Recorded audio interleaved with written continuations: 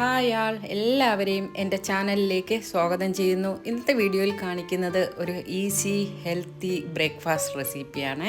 ഓട്സും കുറച്ച് ചേരുവകളും ഒക്കെ ചേർത്ത് കുട്ടി ദോശയുടെ ഷേപ്പിലാണ് ഈ ബ്രേക്ക്ഫാസ്റ്റ് റെസിപ്പി തയ്യാറാക്കിയിരിക്കുന്നത്. ഇത് ബ്രേക്ക്ഫാസ്റ്റ് മാത്രമല്ല ഡിന്നറിനും ഈ രീതിയിൽ തയ്യാറാക്കി കഴിക്കാവുന്നതാണ്. പതിവ് രീതിയിൽ ഓട്സ് തയ്യാറാക്കി കഴിക്കാൻ മടിക്കുന്നവർ ഇത്തരം റെസിപ്പി ഒന്ന് തയ്യാറാക്കി നോക്കുക. തീർച്ചയായും നിങ്ങൾക്കിത് ഇഷ്ടപ്പെടും. അപ്പോൾ ഇതെങ്ങനെയാണ് തയ്യാറാക്കുന്നതെന്ന് നോക്കിയാലോ. ഈ റെസിപ്പിക്ക് വേണ്ടിയിട്ട് 1 കപ്പ് ഇൻസ്റ്റൻറ്റ് ഓട്സ് എടുത്തിട്ടുണ്ട്. ഇതൊരു ബൗളിലേക്ക് മാറ്റിയിട്ട് ഇതിലേക്ക് 4 ടേബിൾ സ്പൂൺ റവ ചേർത്ത് കൊടുക്കുന്നുണ്ട്. ഇത് നന്നായിട്ട് കുതിരാൻ വേണ്ടി ഏകദേശം 1.25 ഗ്ലാസ് വെള്ളം ചേർത്ത് കൊടുക്കുന്നുണ്ട്. ഓട്സ് പെട്ടെന്ന് കുതിരും, എന്നാൽ ഇതിൽ ചേർത്തിരിക്കുന്ന റവ വെള്ളം വലിച്ചെടുക്കും. അതുകൊണ്ട് കുറച്ച് കൂടുതലായിട്ട് വെള്ളം ഒഴിച്ചു കൊടുക്കണം. ഓട്സിൻ്റെ പ്രത്യേകത ഇതിൽ കോംപ്ലക്സ് കാർബോഹൈഡ്രേറ്റ് അടങ്ങിയിരിക്കുന്നത് കൊണ്ട് ഇത് കഴിച്ചാൽ ദഹനം സാവധാനത്തിൽ നടക്കുന്ന കാരണം പെട്ടെന്ന് വിശക്കില്ല. അതുകൊണ്ട് വെയിറ്റ് ലോസ് ആഗ്രഹിക്കുന്നവർക്ക് ഓട്സ് വളരെയധികം നല്ലതാണ്.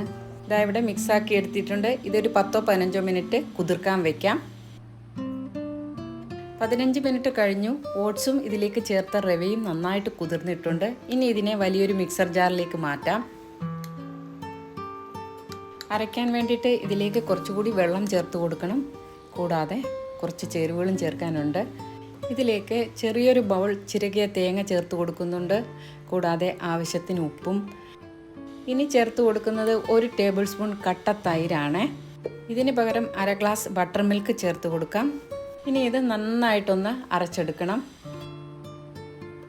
ഇവിടെ നല്ല പേസ്റ്റ് പോലെ, അതായത് ദോശയ്ക്ക് മാവ് അരച്ചെടുക്കുന്ന പോലെ അരഞ്ഞു കിട്ടിയിട്ടുണ്ട്. ഇനി ഇതിനെ വലിയൊരു ബൗളിലേക്ക് മാറ്റാം. വീഡിയോ കണ്ടുകൊണ്ടിരിക്കുന്നവർ ഇഷ്ടപ്പെടുകയാണെങ്കിൽ ഒരു ലൈക്ക് തരാൻ മറക്കരുത്. അതുപോലെ വീഡിയോ നിങ്ങളുടെ പ്രിയപ്പെട്ടവർക്ക് ഷെയർ ചെയ്യുകയും വേണം.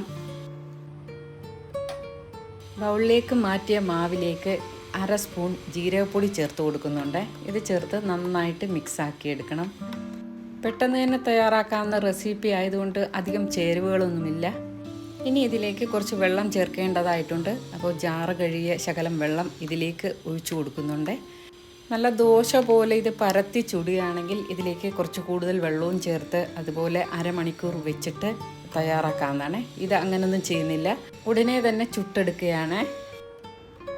ഇനി ഒരു ദോശത്തവ മീഡിയം ഫ്ലെയിമിൽ സ്റ്റവിൽ വെച്ച് കൊടുത്തതിന് ശേഷം ആവശ്യത്തിന് എണ്ണ ഒഴിച്ചു കൊടുക്കാം. നെയ്യോ ബട്ടറോ വെളിച്ചെണ്ണയോ അല്ലെങ്കിൽ നിങ്ങൾ ഏത് ഓയിലാണോ ഉപയോഗിക്കുന്നത് അത് ഉപയോഗിക്കാം. എണ്ണ ഒഴിച്ചു കൊടുത്തതിന് ശേഷം ഒന്ന് സ്പ്രെഡ് ചെയ്ത് കൊടുക്കുക. ഇതിലേക്ക് 1 തവി മാവ് ഒഴിച്ചു കൊടുത്ത് അധികം സ്പ്രെഡ് ചെയ്യാതെ ചെറിയ ഷേപ്പിൽ തന്നെ ഒന്ന് ചെറുതായിട്ട് പരത്തി കൊടുത്താൽ മതിയേ. ഇനി ഇതിൻ്റെ മുകളിലേക്ക് കുറച്ച് എള്ള് തൂക്കി കൊടുക്കുന്നുണ്ട്. വെളുത്ത എള്ളും കറുത്ത എള്ളും മിക്സ് ചെയ്താണ് എടുത്തത്. എള്ളിൻ്റെ ഗുണവും കിട്ടും, അതുപോലെ തന്നെ കാണാനും നല്ലൊരു ലുക്കാണ്. ഇനി ഇതൊന്ന് 2 മിനിറ്റ് അടച്ചൊന്ന് കുക്ക് ചെയ്തതിന് ശേഷം മറിച്ചിട്ട് കൊടുക്കാമേ. അതുപോലെ 2-3 പ്രാവശ്യം അങ്ങോട്ടും ഇങ്ങോട്ടും ഒക്കെ മറിച്ചിട്ട് പതുക്കെ ഒന്ന് പ്രസ് ചെയ്ത് കൊടുക്കുമ്പോൾ ഇത് പൊള്ളി വരുന്നതാണ്, പൂരി പോലെ.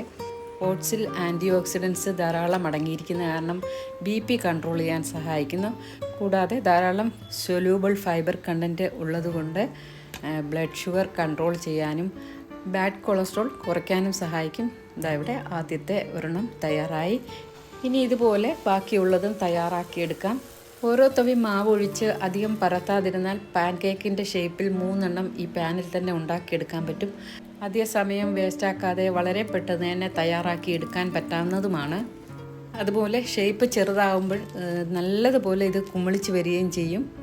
അപ്പോൾ ഞാനൊരു മീഡിയം ഷേപ്പിലാണ്, ദോശ പോലെയുമല്ല എന്നാൽ പാൻ കേക്കിൻ്റെ ഷേപ്പ് പോലെയും അല്ലാത്ത രീതിയിലാണ് ചുട്ടെടുക്കുന്നത്. അതൊക്കെ ഓരോരുത്തരുടെ ഇഷ്ടത്തിനനുസരിച്ച് തയ്യാറാക്കാവുന്നതാണ്.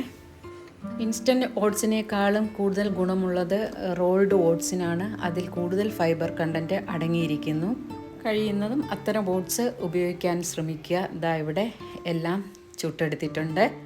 എല്ലാവർക്കും കഴിക്കാൻ പറ്റാവുന്ന ഹെൽത്തിയായ രീതിയിൽ തന്നെയാണ് ഇത് തയ്യാറാക്കിയിരിക്കുന്നത്. കൂടാതെ നല്ല സോഫ്റ്റുമാണ് ഈ റെസിപ്പി. ഇതിൻ്റെ കൂടെ കഴിക്കാൻ പ്രത്യേകിച്ച് കറികളുടെ ആവശ്യമൊന്നുമില്ല. പലർക്കും ഓട്സ് കഴിക്കാൻ മടിയാണ്. അപ്പം അത്തരം മടി തോന്നുന്നവർ ഈ രീതിയിലൊക്കെ ഒന്ന് ഉണ്ടാക്കി നോക്കുക. അപ്പോൾ ഇനി പുതിയൊരു വീഡിയോ വരുന്നത് വരെ എല്ലാവരോടും സ്നേഹത്തോടെ ബൈ.